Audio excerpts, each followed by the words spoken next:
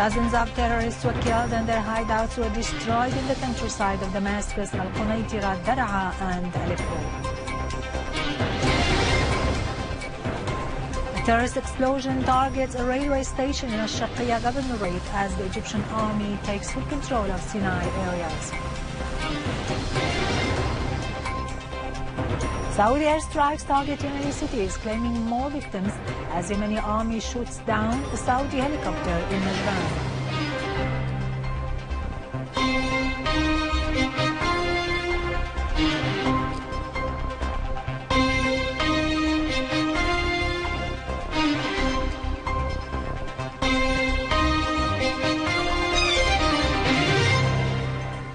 Good afternoon, ladies and gentlemen. I'm Irado Krikorian from the News Center in Damascus.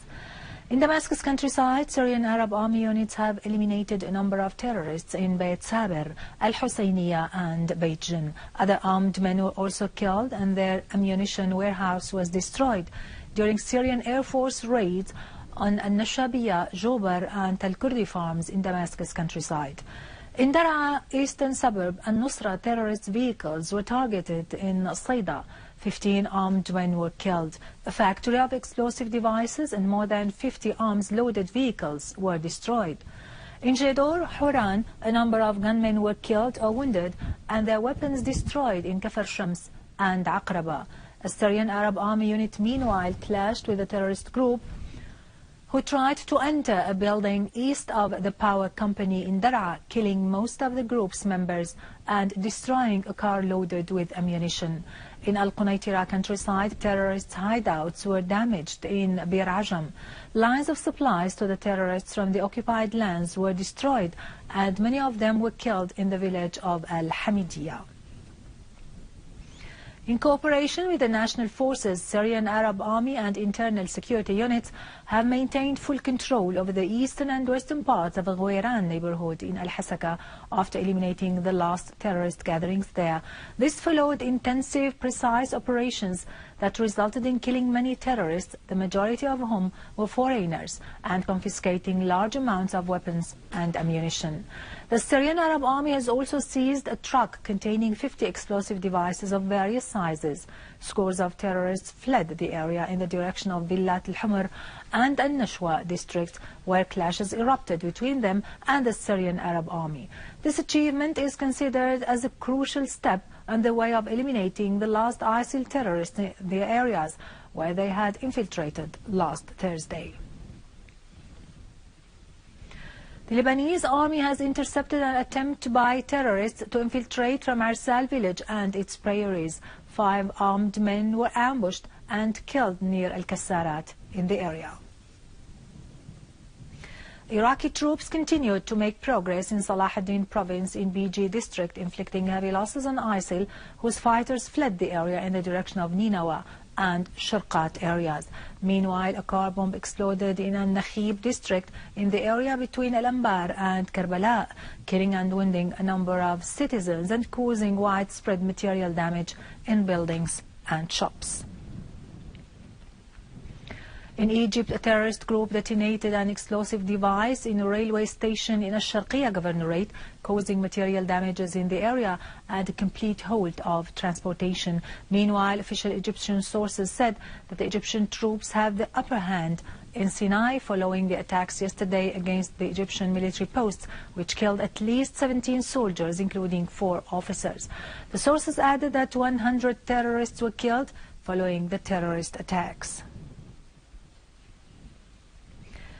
The Saudi-led aggression against Yemen continued as new airstrikes targeted the officers' neighborhood in the city of Sa'da, wounding scores of civilians. Meanwhile, Yemeni rockets shot down a Saudi helicopter south of Najran and the borders with Yemen. The Yemeni army also restored control on the central prison in Taiz after fierce clashes with al-Qaeda terrorists and achieved some progress in al-Hasib quarter in the city. Finally, in occupied Palestine, scores of Palestinians were wounded by Israeli fire in Dheisha camp south of Beit Lahem in the West Bank. Palestinian sources said Israeli troops opened fire at random, wounding a number of Palestinian citizens in the camp. The Israeli army conducted an incursion operation at dawn today, arresting a number of Palestinians. In Hebron, occupied authorities issued orders to bulldoze farmland and demolish a house east of Shatta, south of the West Bank. With this, we conclude our news for today. Thank you for watching. For more details about Syria and the region and to view this bulletin again, you can always visit our Facebook page, Syria TV channels. You may also watch the Syrian satellite channel live on YouTube. Now to latest business and market news with Serena, but after a short break, stay tuned.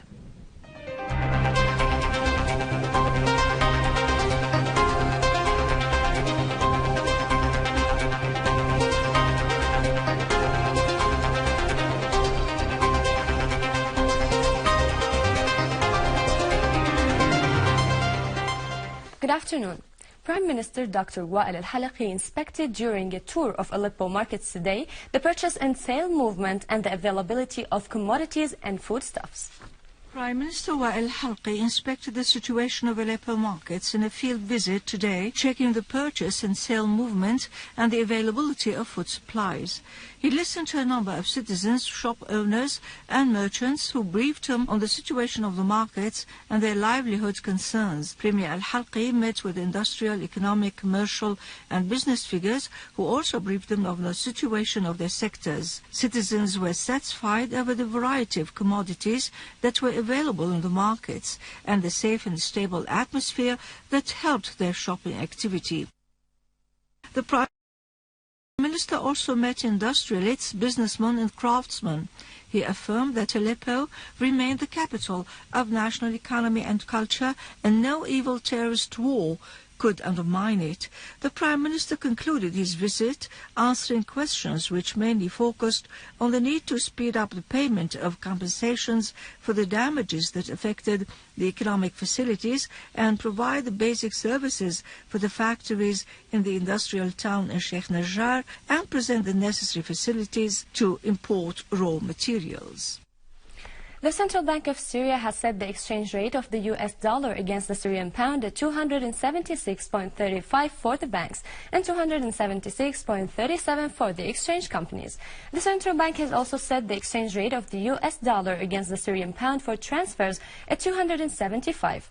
On the other hand, the euro exchange rate against the Syrian pound was set at 307.41 for the banks and 307.44 for the exchange companies. Oil prices edged up today, recovering from prices falls of 2.5 to 4% a day earlier as U.S. stock buys rose for the first time in months on the back of high production.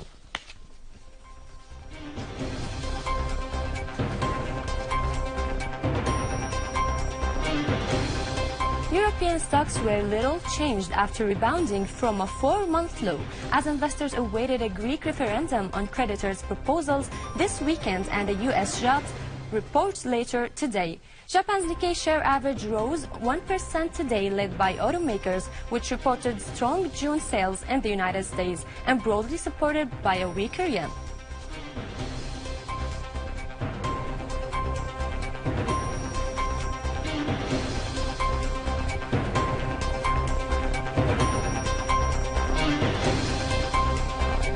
Gold fell to a 4-week low today, extending losses into a third straight session due to a stronger dollar and the prospect of higher U.S. interest rates, with the markets eyeing U.S. economic data due later in the day for further trading cues.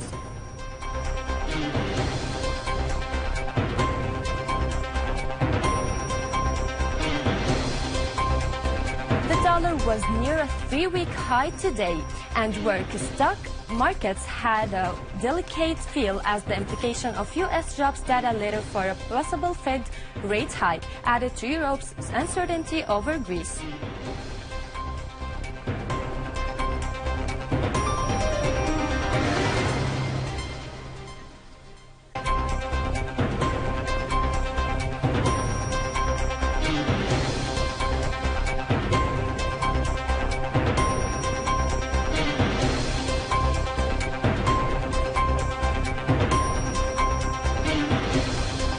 With this, we conclude our economic news for today. Thank you for watching and goodbye.